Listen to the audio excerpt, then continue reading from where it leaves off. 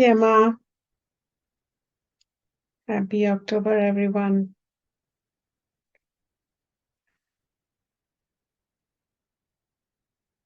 A lot is going on at this time on our planet Earth. Israel was attacked in the deep dark of the night. Our Vedic texts, our Puranas are filled with stories of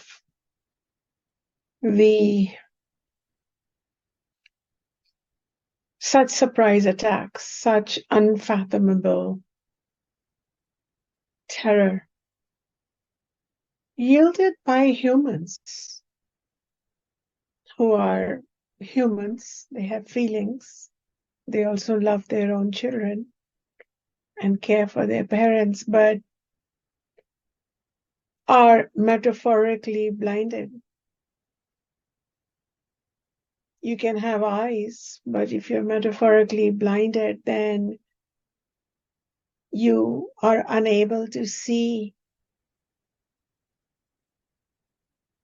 that the path forward is not violence. And so the unconscious beings, asleep to the greater truth of self, who do not even have an inkling of it, forget the kind of classes you're taking, but who do not even have a feeling of it left and can massacre babies, then we know that we are in the heart of the darkness. So before I begin, let's take a good moment or two to pray for the victims of this crazy violence, terror, acts of terrorism. Let us pray for peace and knowledge so that the more victims that are going to be now, my English is failing me right now, but there can be more violence and there can be more victims and more civilians dead. So let us pray and just take a moment to feel the unrest and the darkness that's closing in around us. No one feels safe right now. But we who are bearing the light of the Veda within our heart know that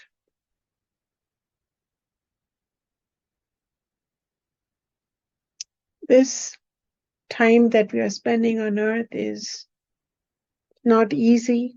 It is a school. Sometimes it teaches us through ease, but a lot of times it teaches us through unease. We have a lot of power here on earth, but how to wield it, we are still learning that.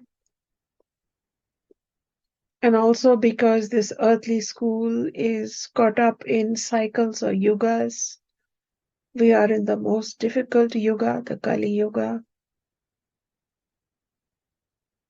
Despite all our technological and scientific advancements, having reached the moon and the Mars and beyond, we are still fighting over pieces of land.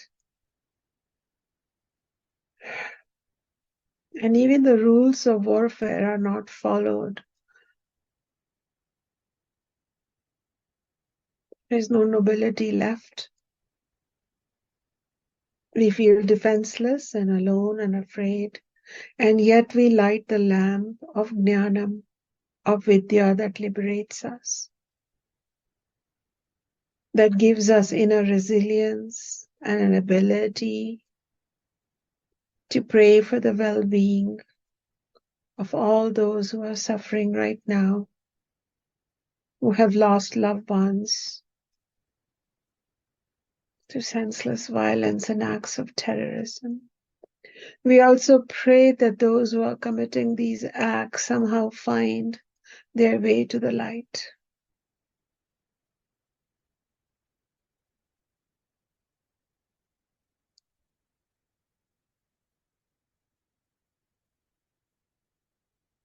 it has become even more imperative to awaken.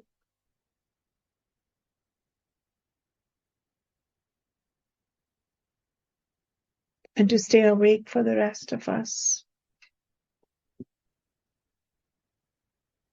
Welcome back. Thank you for joining me in this silence. And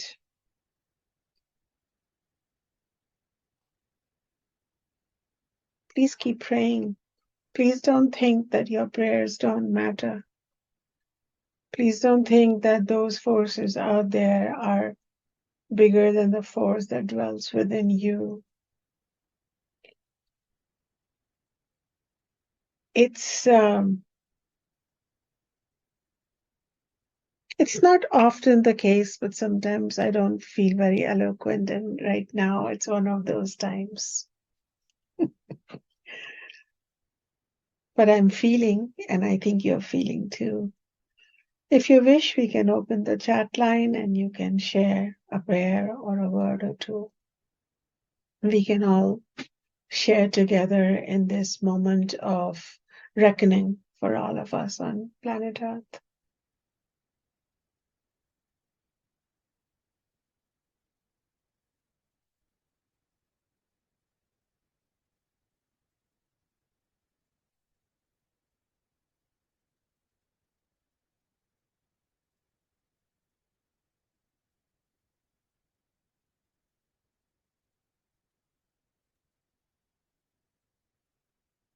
That is not to say that there won't be harm rendered to the innocent people in Palestine. It's not about taking sides, but it's definitely about being sorrowful that one has to witness this.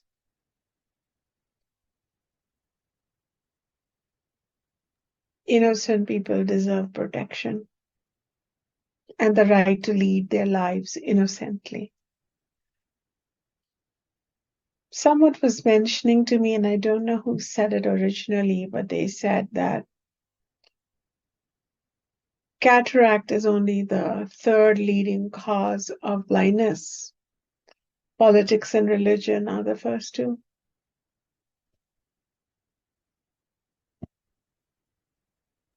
Maybe if we are practitioners of any religion, may we connect to the original purport of every religion. May we understand that politics is for collaboration. May we continue to move forward in consciousness.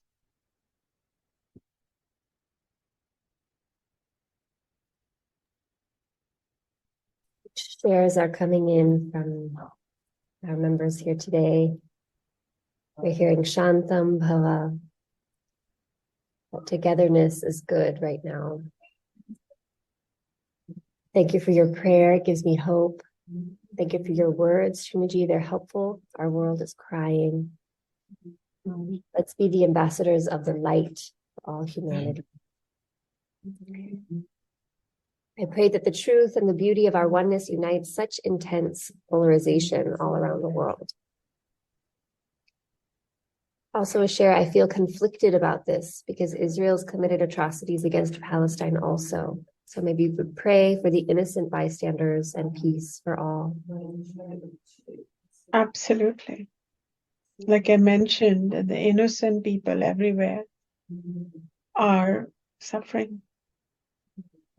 And also a share, I was supposed to be in flight to Israel as we meet. I'm grateful for the light and community you're sharing.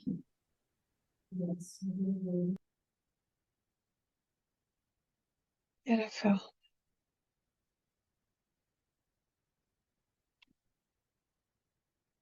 So I believe that after my last discourse,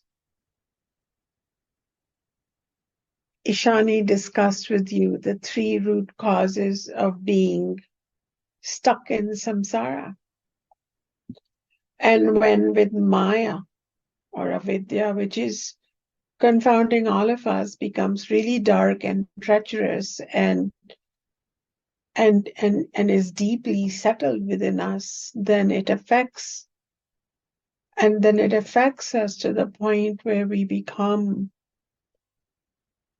inherently insufficient inside ourselves. We're never fulfilled. And as a result, we start pursuing vasanas. And in the pursuit of those vasanas, we commit egotistic actions, even crimes at times, whether it is discovered or not.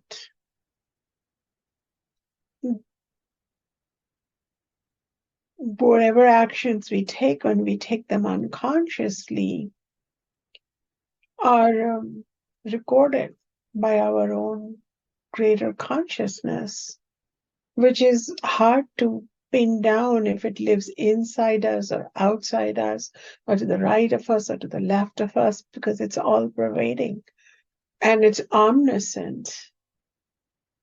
And it's from that perspective a translucent, transparent universe. And these become like impressions in our being called samskaras. And we carry forward these samskaras after death to the next life. And these samskaras are deep-seated impressions like seeds, and they give birth to this current body, this current story, right down to being part of this earth right now, which is undergoing so much suffering,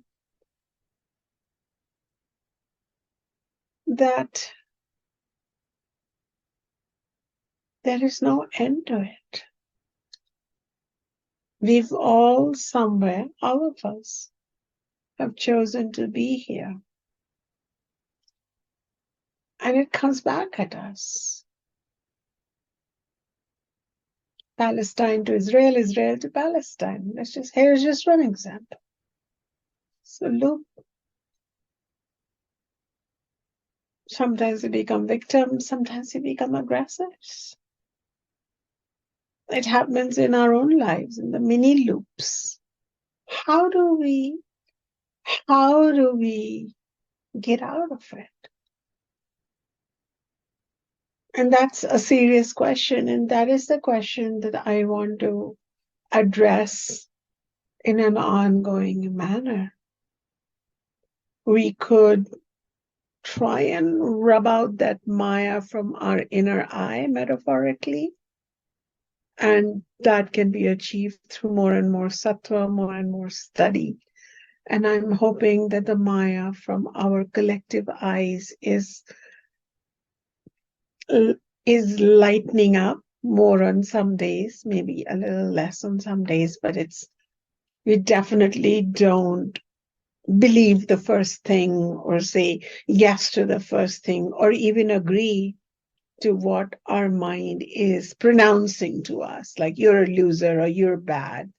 Would you agree that Maya is, just through the aspect of studying awakening teachings, probably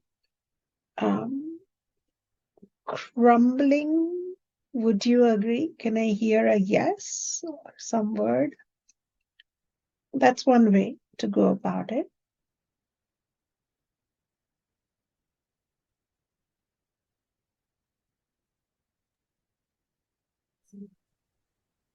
There are many nodding heads. Yeah. So that's one thing. Hypothetically, we could be in a pond full of Maya, but our head could be above it. Like we wouldn't be buying into the illusion. But it takes time and it takes study. And specifically, there is a whole pathway to remove even the tiniest residue of Maya from our minds. And that pathway is called the yoga of self, or the yoga of self-knowledge, also known as Atma Vidya, also known as Jnana Yoga. Okay? There is a whole sub-science to it. specifically for rubbing off Maya. And so hypothetically, if Maya was not in our minds, Earth would suddenly reveal its mystical nature, how it came to be in this galaxy, who we are, where we've been, why we are here. We would connect with all our goddess powers within, and we would turn our hellish life into heavenly, beautiful lives with lots of choice. But Maya confounds us to our spiritual truth, and confounds us in a day-to-day sense, and even clouds our mind and hides our own truth from us. So Jnana Yoga or Atma Vidya or Yoga of self-knowledge or Yoga of self, which is a systematic pathway of the study of the Upanishads, which have those words to erase Maya's hold and grasp upon us, is one path. Okay. Now let's look at karma. We are alive. We have to breathe. That's karma. We have to eat. That's karma. We have to speak. That's karma. You have to do it.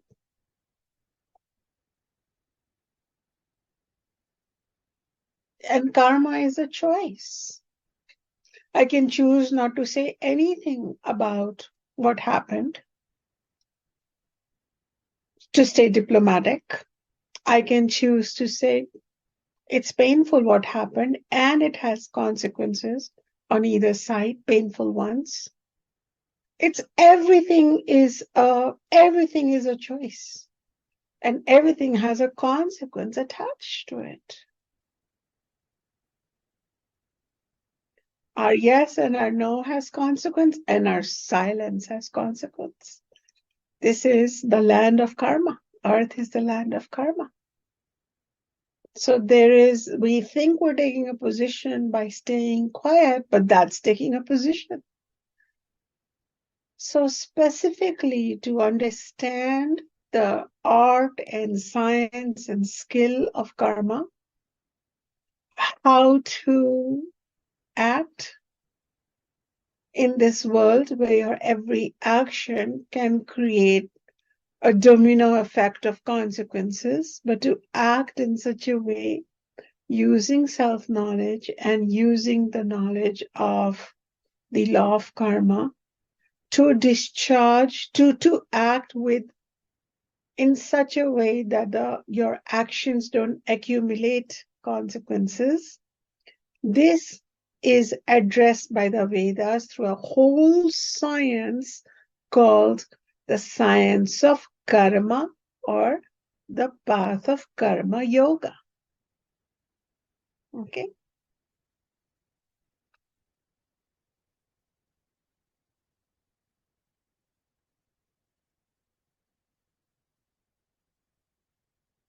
Now, what about vasanas? Vasanas, the unfulfilled aspect of us, are following us. And this vasana is not fulfilled by, if you have a vasana for donut, then eating a donut every morning for 20 lifetimes will not fulfill you. If you have a desire for your good donut and you ate 1 or 10, you'll be, I'm done with donuts. But if you have a vasana for it, you're never done. You're never fulfilled. That's the difference. How do we deal with these vasanas that we brought over and we don't even know that we have them? We think this is okay because vasanas convince us that they're really important. They carry a charge and a thunder, and they are showing up in a climate of Maya. So we can't really investigate them. But all in all, they make us dissatisfied. All in all, they make us run from pillar to post. And many of us die in the process with unfulfilled vasanas. And even at birth, even at deathbed, we whisper into our loved ones' ears, I wish XYZ, right? They never really go away.